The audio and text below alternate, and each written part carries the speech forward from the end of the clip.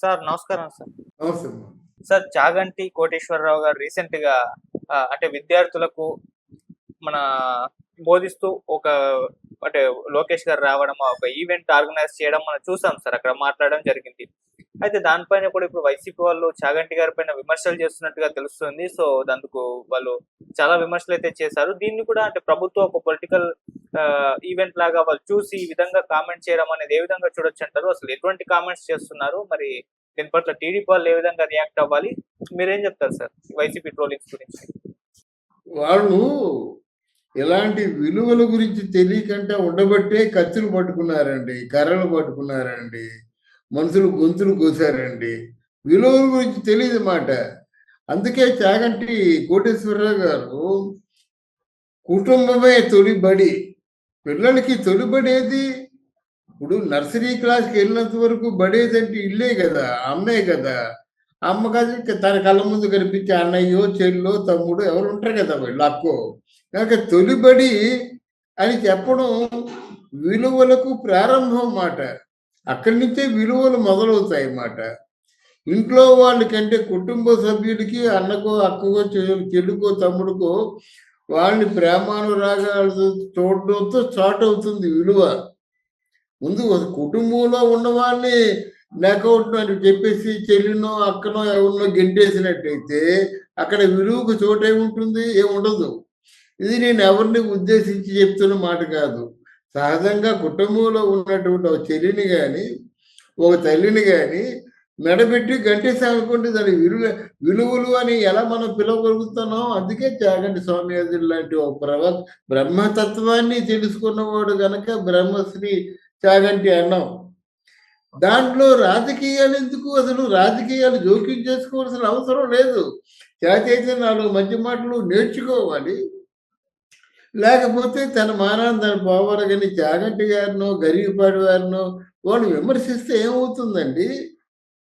క్లాసుల్లో హై స్కూల్లో కానీ కాలేజీలో కానీ తెలుగు లెక్చరర్లు పాఠాలు చెప్తారు.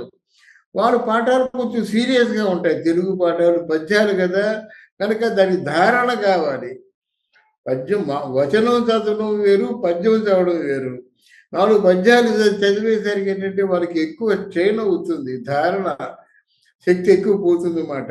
అందుకోసం వాళ్ళు రిలీఫ్గా ఏం చేస్తారు, తెలుగు మాస్టర్లే ఎక్కువ జోకులు వేస్తారన్నమాట. సమకాలీన సమాజం మీద చక్కగా హాయిగా వినేసి నవ్వి తర్వాత ఆలోచించుకునేలాంటి జోకులు వేస్తారన్నమాట.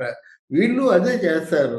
సమాజానికి విలువలకి ముడిపెట్టి ఏదో ప్రవచనాలు చెప్తుండగా 4 మంచి మాటలు చెప్పాడు. ఆ మాటలు మా గురించే చెప్పాడు అనుకుంటే ఎలాగవుతుంది? అది కరెక్ట్ కాదు కదా. అందువల్ల ఇదే వైఎస్ఆర్సీపీ అనే కాదు, ఏ రాజకీయ పార్టీ, జనసేన కావచ్చు, బీజేపీ కావచ్చు, ఎవరైనా కావచ్చు అండి. భగవద్గీత రాజకీయాల మధ్యలో పడేస్తామా? బైబుల్నేమో రాజకీయాల మధ్యలో పడేస్తామా? ఖురాన్ రాజకీయ నాయకుల మధ్యలో పడేస్తే వాళ్ళు ఏమవుతారండి? వాళ్ళ మతం ఏమవుతుందండి? మతాన్ని నమ్ముకున్న వాళ్ళ మనోభావాలు ఏమవుతాయండి? అవి తెలుసుకోవాలా? అందువల్ల ఈ కేవలం ఒక జాగంటి స్వామియాజులు కూడా సజ్జల రామకృష్ణారెడ్డి రాగడం అన్నది కరెక్ట్ కాదు. రెండోది ఏంటంటే ఇంకొక విషయం, నేను ఆ కుటుంబమే తొలిబడి అని చెప్తున్నప్పుడు మన లోకేష్ గారు కూడా కూర్చున్నారు. కానీ నేను లోకేష్కి చెప్పేది ఏంటంటే, సరే కుటుంబం తొలిబడి, కానీ బడి ఎలా ఉండాలి? పిల్లలకి ఆ రోజుల్లో బళ్ళు ఎలాగున్నాయి, ఈ రోజుల్లో బళ్ళు ఎలాగున్నాయి? బళ్ళలో మనం ఏదో పని కంప్యూటర్లు పారేయడం కాదు. దాన్ని నేర్చుకోవడానికి ముందు తగినటువంటి జ్ఞానాన్ని పొందుపరచాలన్నమాట. అందువల్ల దానికి మంచి వాల్యూడ్ టీచర్స్ని, క్వాలిటీ టీచర్స్ని అపాయింట్ చేసుకోవాలి. మెగా డిఎస్సి చేస్తున్నారు కదా, అందుకోసం ఈ మాట చెప్తున్నాను. ఎలాగ టీచర్స్ని రిక్రూట్ చేస్తున్నప్పుడు క్వాలిటీ టీచర్స్, ఒక టీచరు ఎప్పుడు లీడర్లా ఉంటాడు, నిచ్చెనలా ఉంటాడు అన్నమాట. ఆ నిచ్చెన మంచి డాక్టర్లు వెళ్తారు, లాయర్లు వెళ్తారు, కలెక్టర్లు వెళ్తారు, ఎవరెవరో మంత్రులు వెళ్తారు, అందరూ వెళ్తారన్నమాట. అందరికీ అదే దారి, ఆ లీడరే, ఆ గురువే. అట్లాంటి గురువుని ఎంపిక చేసుకున్నప్పుడు క్వాలిటీ గురువుని ఎంపిక చేసుకోవాలి. ఒకటి. 2 మనకి ప్రాథమికంగా చదువులు ఎలా ఉన్నాయంటే సీరియస్నెస్ ఎక్కువ చోటు చేసుకుంటుంది. వాళ్ళకి ఏమీ లేదు, స్కూల్లోకి వెళ్ళడం, కూర్చోవడం, గప్పుడు హోంవర్క్ మాట. ఆ స్కూల్లో నుంచి హోంవర్క్ మొదలుపెట్టి ఇంటికొచ్చి తెల్లారులు చేసి మళ్ళీ ఉదయం లేచి ఆ హోంవర్క్ చేసినప్పుడు కూడా హోంవర్క్ అవ్వటం లేదు. హోంవర్క్ ఇవ్వడం కోసం ఆ స్కూల్స్‌కి పంపిస్తారు. ఈ విధానాన్ని మార్చాలి. ముఖ్యంగా లోకేష్‌కి చాలా స్పష్టంగా చెప్పదలుచుకున్నాను. కనిపిస్తే చెప్తా. కలిస్తే చెప్తా. ఎందుకంటే క్వాలిటీ టీచర్స్ ఉండాలి. ఆ టీచర్స్ కూడా క్వాలిటీ ఎడ్యుకేషన్ చెప్పాలి. హోంవర్క్‌లు ఇవ్వడానికి వాళ్ళెందుకండి? ఇంట్లో ఎవరైనా ఇస్తారు. అన్నదమ్ముడు ఇస్తారు, తల్లి ఇస్తారు, తండ్రి ఇస్తారు. ఇవన్నీ రాసేయాలంటే రాసేస్తారా? రాసేస్తే వాళ్ళకేమొస్తుంది? పూర్వం విద్యకి ఇప్పుడు నేటి విద్యకి ఉన్నటువంటి తేడా ఎందుకు? ఆ విద్య అంత ప్రమాణాలతో ఎందుకు కూడుకొని ఉంది? అసలు ఈ విద్యకి ప్రమాణం ఎందుకు లేకుండా ఉండాలి? ఈ విషయాన్ని గురించి ఆలోచించాలి. తర్వాత రిక్రియేషన్ కావాలన్నమాట. ఆ రిక్రియేషన్ అనేది ఆటలో, పాటలో అంతకుముందు ఏంటంటే స్కూల్ అయిపోగానే కాలేజీ మన హై స్కూల్ అయిపోగానే వాళ్ళకి ఒక గంట సేపు ఆ పిల్లల తాలూకు సైకాలజీని స్టడీ చేయడానికి అనుకూలమైనటువంటి కార్యక్రమాలు పెట్టేవారు. అది చాలా మంచి కార్యక్రమం. ఎవరు బాగా మాట్లాడతారో వాళ్ళ చేత కావ్యపఠనం చేయించేవారు. ఎవరు బాగా మాట్లాడతారో వాళ్ళ చేత ఏదైనా ఓ మంచి ఉపన్యాసం ఇప్పించేవారు. ఎవరు ఎవరు బాగా పాటలు పాడతారో వాళ్ళ చేత ఓ పాట పాడించేవారన్నమాట. అంటే ఆ గంట సేపు కార్యక్రమంలో రేపటి గాయకుడిని చూస్తాం, రేపటి కవిని చూస్తాం, రేపటి నాయకుడిని చూస్తాం అన్నమాట. ఇటువంటి ఆ రిక్రియేషన్ తాలూకు కార్యక్రమాలు కూడా ఏర్పాటు చేయాలి. మూడోదేమిటంటే పిల్లల్ని క్రమశిక్షణలో పెంచినప్పుడు తల్లిదండ్రులు కూడా విలువలు పిల్లలకి తెలిస్తే కాదు, తల్లిదండ్రులకు కూడా తెలియాలి. నేటి తల్లిదండ్రులకి విలువలు తెలియవు.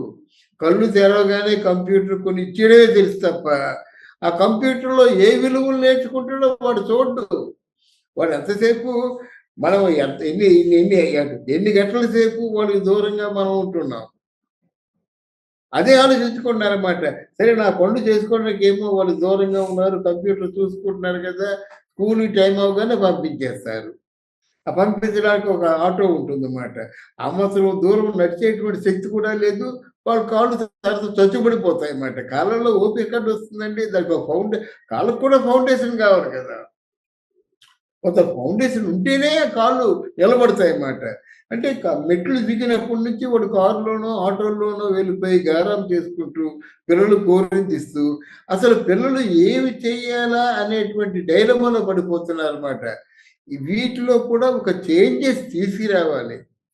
తీసుకొచ్చినప్పుడే ఈ మన తొలి బడి మన కుటుంబం అన్నదానికి అర్థమవుతుంది.